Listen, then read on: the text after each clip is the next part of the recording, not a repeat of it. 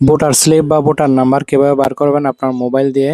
আপনি চাইলে আপনার ভোটার নাম্বার কত এবং আপনার ভোটার সেন্টারটি কোথায়, আপনার নাম কি এবং আপনার ভোটার সেন্টার আপনার বাড়ি থেকে কতটুকু দূরত্ব সবকিছু আপনি আপনার হাতের স্মার্টফোনটি দিয়ে বের করে নিতে পারবেন এক ক্লিকের মাধ্যমে।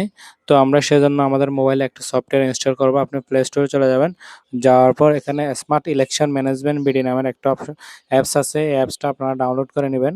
তো আমি অলরেডি ডাউনলোড করে নিয়েছি। দেন ওপেনে ক্লিক করবেন। ওপেনে ক্লিক করার পর এটা ওপেন হবে। ওপেন হওয়ার পর আপনি এখানে বাংলা বা ইংলিশ কোন ল্যাঙ্গুয়েজ আপনি এটা ইউজ করতে চাচ্ছেন সেটা দিবেন। আমি বাংলাতে দিচ্ছি, আপনি চাইলে ইংলিশেও দিতে পারেন।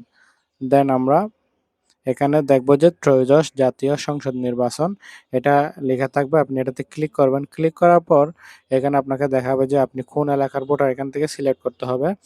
ভোট কেন্দ্র খুঁজুন এটাতে ক্লিক করবেন। ক্লিক করার পর এখানে আপনার এনআইডি আপনার এনআইডি কার্ডের নাম্বারটা দিবেন, আপনার এনআইডি কার্ডের নাম্বারটা দিয়ে দিবেন। তো আমি আমার এনআইডি কার্ডের নাম্বারটা দিচ্ছি। দেন আপনার জন্ম তারিখটা দিবেন। ওকে, আমি আমার জন্ম তারিখটাও এখানে দিয়ে দিলাম। দেন সার্চে ক্লিক করব। সার্চে ক্লিক করার পর এখানে চলে আসছে ভোটার নাম্বার এবং আপনার ভোটার ক্রমিক নাম্বারটা, আপনি কোন কেন্দ্রে ভোট দিবেন সেটা এখানে চলে আসবে।